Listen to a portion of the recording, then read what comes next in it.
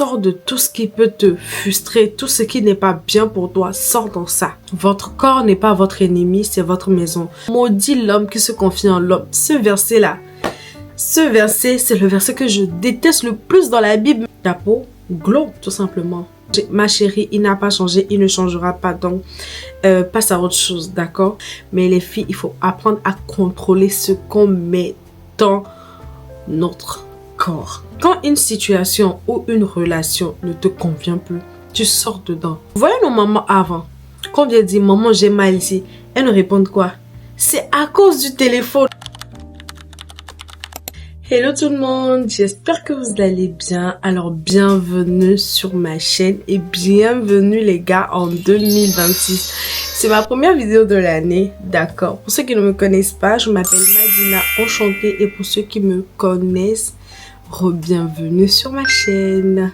Alors aujourd'hui nous allons parler d'une vidéo qui me tenait vraiment à cœur de la filmer. Dans cette vidéo, je vais partager avec vous 10 habitudes que j'ai décidé d'appliquer, que j'ai appliqué en 2025, que j'ai décidé de réappliquer en 2026. Et vu que c'est une safe place ici, j'ai décidé de partager ça avec vous. Si tu veux que ton année 2026 ne ressemble pas à ton année 2025, tu es tombé sur la bonne vidéo. Alors pose-toi. Moi, j'ai mon jus d'orange que je prends toujours dans un verre de vin. Ne me demandez surtout pas pourquoi, parce que j'aime bien. Prends ton calepin et installe-toi confortablement. Ça commence maintenant. Bisous. La première habitude que j'ai à vous partager, c'est de vivre intentionnellement. Qu'est-ce que je veux dire par là? Commencer ses journées doucement, lentement. Se réveiller directement, prendre son téléphone, répondre aux messages, aux appels, scroller pendant des heures avant d'aller se préparer pour aller au boulot ou à l'école. Franchement, ça met ton cerveau en état d'alerte et c'est tellement pas sain pour le cerveau. Commence tes journées lentement. Quand tu te réveilles, tu pries, tu dis merci à Dieu de t'avoir réveillé ce matin, tu médites la parole, tu prends ta douche, tu fais ta skincare, tu fais tout ça en fait. Tu fais 30 minutes, voire 1 heure de temps quand tu te réveilles sans toucher ton téléphone. Tu vas voir qu'en fait, que quand tu fais ça, tu permets à ton cerveau en fait de pouvoir se réveiller tout en douceur, de pouvoir reprendre en fait de bonnes habitudes. La deuxième habitude que je vais partager avec vous, c'est de bouger son corps par amour et non par punition. Essayez de ne pas avoir une vie sédentaire. Pratiquez un peu de sport. Je ne demande pas forcément d'aller vous inscrire parce que je sais que moi, par exemple, l'année passée, je me suis inscrite à la salle et je ne vais pas vous mentir, arrivé un moment, j'ai arrêté parce que j'avais des problèmes lombaires et j'ai préféré faire autre chose qu'aller à la salle de sport. Je marche très souvent et il y a même une salle de sport gratuite pas de chez moi. Donc, je fais du sport et je vous conseille aussi de faire le pilates. Cette année, j'ai décidé de essayer, mais je ne sais pas encore quand je vais me lancer dans ça, mais on verra. Danser, s'étirer, bouger. En fait, faites tout par amour. Votre corps, c'est votre maison. Et quand on aime quelque chose, on en prend soin. Prenez soin de votre corps. Le corps n'est pas votre ennemi, c'est votre maison. Donc, décidez en 2026 d'en prendre soin. La troisième habitude, c'est manger intentionnellement, manger sainement. Manger sainement, en fait, ça veut pas dire qu'il faut forcément avoir des restrictions alimentaires et tout ça. Non, manger sainement permet à ton corps, en fait, de vivre bien, de vivre longtemps.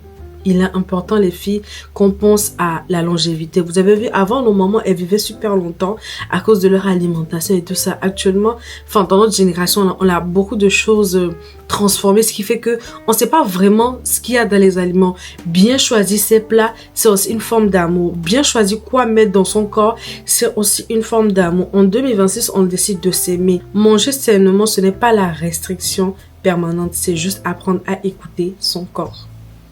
Pratiquer de temps en temps le jeûne. Parce que le jeûne permet en fait à ton corps d'éliminer toutes les toxines, de pouvoir, ce qu'il a déjà emmagasiné, il va évacuer ça d'abord. En fait, quand tu manges, il faut que ça sorte. Quand ça ne sort pas, arrête de manger. Et tu finis de manger et tu ne sors pas. Pratique le jeûne intermittent. Mais les filles, il faut apprendre à contrôler ce qu'on met dans notre corps. La quatrième habitude, c'est le sommeil. Le sommeil, les filles.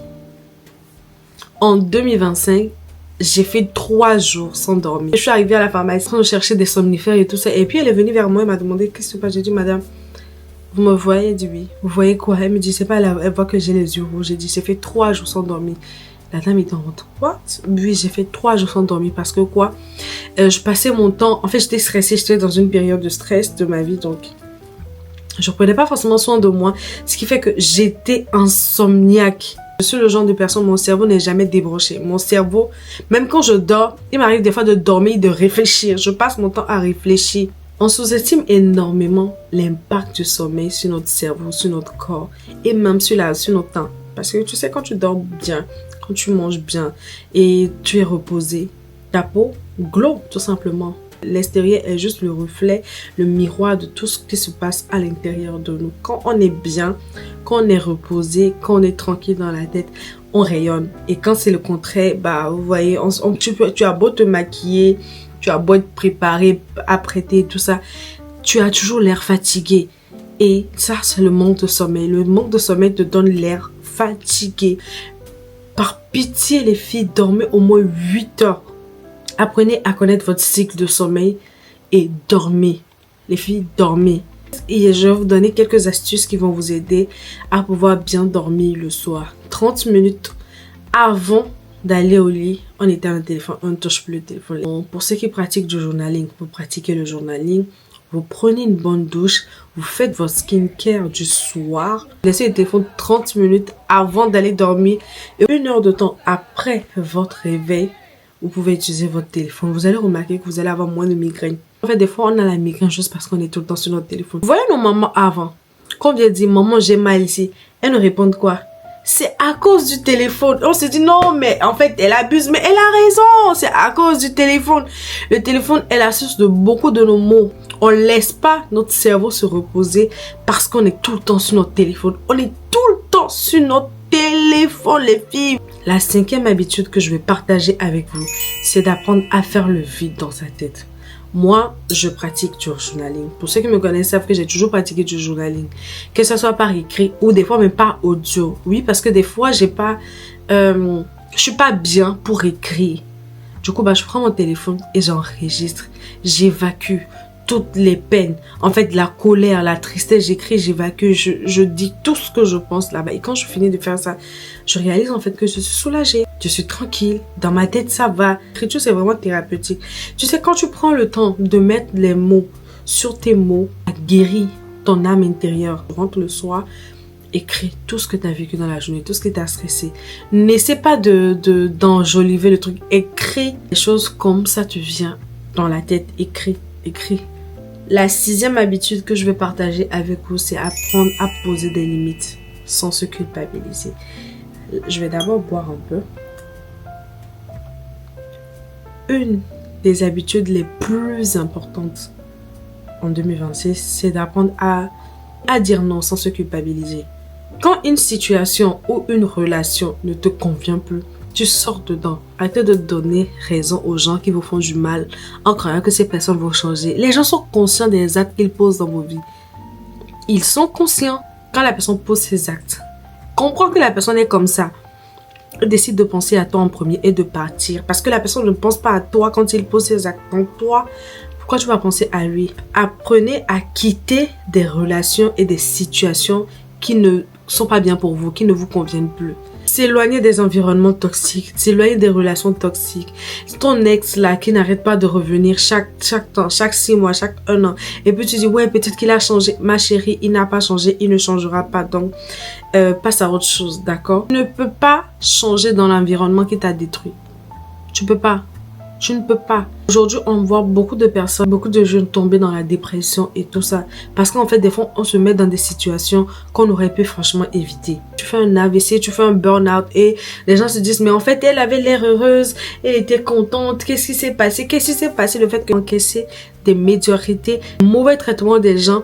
Et tu as cru en fait que c'est ce que tu méritais. Tu mérites mieux. Sors de tout ce qui peut te frustrer, tout ce qui n'est pas bien pour toi. Sors dans ça. Ma 7e habitude, c'est d'investir consciemment en toi. Le plus grand investissement que tu peux faire dans ce monde, c'est dans toi. Tous les investissements, tous les dépenses. Et quand je dis dépenses et investissements, c'est pas forcément dépenser de l'argent. Le simple fait que tu sortes, tu vas prendre de l'air, tu veux une formation, tu apprends de nouvelles choses. Tout ce que tu veux apprendre, clique sur Internet et tu vas apprendre. Si tu trouves que ce que tu cherches, tu veux mieux apprendre, c'est pas sur Internet, les filles, payer des formations éduquez-vous. Il est important d'être une femme éduquée. Tout ce qui te rapproche à devenir la meilleure version de toi ne doit pas être une corvée, ça doit être une priorité. La 8e habitude, c'est réduire le digital et le bruit mental, c'est-à-dire se détoxifier des réseaux. Je trouve que nous sommes dans une génération où on est omnibulé par tout ce qui est réseaux sociaux. Le réseau le plus addictif pour moi, c'est TikTok. Oh non, c'est juste une vidéo de 10 minutes, 5 minutes, 5 secondes, 10 secondes, tu scroll. Jusqu'à ce que tu ne réalises, tu vas passer 2 heures sur TikTok. Un truc aussi qui est très important pour moi que j'aimerais partager. Ne suivez pas tout le monde, ne suivez pas la tendance, suivez ce qui vous fait du bien. Parce qu'en fait, il y a tout et rien sur les réseaux. Tu consommes sur les réseaux. Quels sont les gens que tu suis? Est-ce que ces personnes s'alignent avec tes principes et valeurs ou ce sont juste des personnes qui sont juste là, matin, midi, soir, à raconter du n'importe quoi, à parler de la vie des gens, à faire des lives où ils insultent les gens et tout ça. Tout ça arrive à un moment. Enfin, tout ça c'est bien. Tout ça, on passe par là où on peut juste regarder quelqu'un, où on parle des gens et tout ça, mais arrivé un moment, tu vas pas passer toute ta vie à regarder la vie des autres, toute ta vie en fait à vouloir dire ah oui mais tel a réussi, ah oui tu vois telle personne a réussi, et toi qu'est-ce que toi tu fais pour réussir? Parce que ces personnes ont réussi pas parce ils passaient leur temps sur les réseaux, parce qu'ils ont décidé de prendre leur vie en main. Ta vie ne change pas, ta vie ne va pas changer si tu ne poses pas des actions concrètes. Les réseaux sociaux sont là juste pour nous inspirer, pas nous absorber. La 9e habitude que je veux partager avec vous, c'est pratiquer la culture de la reconnaissance. Les filles, des fois, prenons le temps de juste ralentir, de dire merci à Dieu pour ce qu'on a. Il est très important d'être reconnaissant. Peut-être aujourd'hui, tout va mal dans ta vie, mais est-ce que tout allait mal tout au long de ta vie? Il y a des moments où Dieu t'a béni, il y a des moments où Dieu t'a fait la grâce d'avoir ce que tu voulais. Ce n'est pas parce qu'aujourd'hui ça ne marche pas que ça veut dire que le Seigneur t'a abandonné, ou ça veut dire qu'aujourd'hui, en fait, tu te sens, oui, mais Seigneur, tu réécris les lamentations. Celui de Jérémie, il est passé. Et toi, tu réécris ta propre lamentation. Il faut juste dire merci Seigneur parce que les choses ne se déroulent pas comme j'aurais aimé que ça se déroule. Mais Seigneur, je te fais confiance Seigneur. Seigneur, fais-moi grâce en fait d'être focus sur toi, de comprendre ce que tu essaies de m'enseigner par rapport à cette situation. C'est ça aussi la gratitude. C'est de dire Seigneur, merci pour les bons et les mauvais moments dans nos vies. Seigneur, merci pour les avoirs et les pertes qu'on a dans nos vies. Seigneur, merci pour les échecs et les victoires que tu nous fais avoir parce que tout ça, en fait, ça sert à quelque chose. Pratiquer la reconnaissance, ce n'est pas fuir ses problèmes. C'est juste accepter que les choses ne vont pas tout le temps se passer comme on veut, mais on rend grâce déjà pour ce qu'on a. La 10e habitude, c'est de nourrir son corps autant que son âme. Il y a un verset dans la Bible qui dit « L'homme ne va pas seulement se nourrir que de pain, mais de toutes les paroles qui sortent de la bouche de Dieu. » C'est important en fait de la même manière que tu prends le temps de manger sainement et de prendre soin de ton corps. Prends soin de ton âme ici. Et pour moi, cette 10e habitude, c'est l'habitude la plus importante, c'est-à-dire avoir sa relation avec Dieu. Pour moi, aller à l'église n'est pas forcément synonyme d'avoir une relation avec Dieu. Quand tu passes du temps dans la présence de Dieu, Dieu te montre clairement ce qu'il faut faire. Quand il y a un problème, il y a une situation, quelque chose qui te tracasse, va vers Dieu. Il y a la solution à nos problèmes. Aujourd'hui, quand on prend la voiture Tesla, le propriétaire de Volkswagen ne peut pas dire aujourd'hui que lui maîtrise la Tesla. C'est pas possible. La seule personne qui maîtrise la Tesla, c'est le propriétaire, le créateur de la Tesla. Nous sommes les enfants de Dieu. Quand on a des problèmes, on va vers notre créateur, pas vers les humains. La Bible dit, maudit l'homme qui se confie en l'homme. Ce verset-là, c'est le verset que je déteste le plus dans la Bible, mais c'est le verset que j'aime le plus parce que c'est tellement dur. C'est tellement dur, le maudit. Soit l'homme qui se confie en l'homme. Mais en fait, la Bible a raison. Va prier et Dieu va t'envoyer vers les gens. C'est qui a préparé leur cœur pour te parler à toi. Pas par rapport à leur situation, mais par rapport à ce que Dieu veut qu'ils te disent en ce moment-là. Parce que la réponse de Dieu pour un homme, c'est un homme. Dieu ne va pas te parler. Bon, je sais pas. Moi, en tout cas, Dieu m'a pas encore parlé de façon audible où j'entends ça en mode oui, ma fille, je suis là. Non. Mais Dieu passe toujours par des gens pour te parler. C'est pour ça qu'il est important d'avoir une relation avec Dieu et il est important de laisser Dieu choisir les gens qui doivent nous entourer. Parce que si tu t'entoures de mauvaises personnes, tu seras une mauvaise personne. On est la résultante des 5 personnes qui nous entourent. Laissez Dieu choisir les relations que vous allez avoir. Laissez Dieu choisir les personnes qui vous entourent. Vous allez voir que vous allez vous éviter beaucoup de surcharge émotionnelle et mentale. Le dernier verset que j'ai pour accompagner cette vidéo, c'est la Bible nous dit de prospérer à tous égards comme prospère l'état de notre âme. Donc en fait, Dieu nous fait comprendre que l'âme est le moteur en fait de notre vie. Si l'âme est en peine, on est en peine. Mais si l'âme est heureux, on est heureux. En 2026, on décide de prendre sa relation avec Dieu au sérieux, de prendre soin de soi, de protéger son énergie, de manger bien. Le secret du globe réussi, ça va une relation personnelle avec Dieu. 2026 ne sera pas une année parfaite, mais elle sera une année saine, plus alignée avec nos objectifs et nos principes. Et surtout, si on associe Dieu à notre vie. C'est déjà la fin de cette vidéo. N'hésite vraiment pas à me dire en commentaire ce que tu as pensé de cette vidéo et dis-moi quelles sont les habitudes que toi tu as mis en place pour avoir une année merveilleuse. Et n'oublie pas, ici, s'il te plaît, quand tu as cliqué sur la vidéo, n'oublie pas, abonne-toi, commente, like et partage avec ta sister avec qui vous avez décidé de glow up ensemble. Parce que oui les filles, ici là, on s'entraide. Si on est là pour s'entraider, tu me laisses un petit commentaire, tu me laisses un message. N'hésite pas à me suivre aussi sur mes autres réseaux, d'accord? Instagram, TikTok, Snap.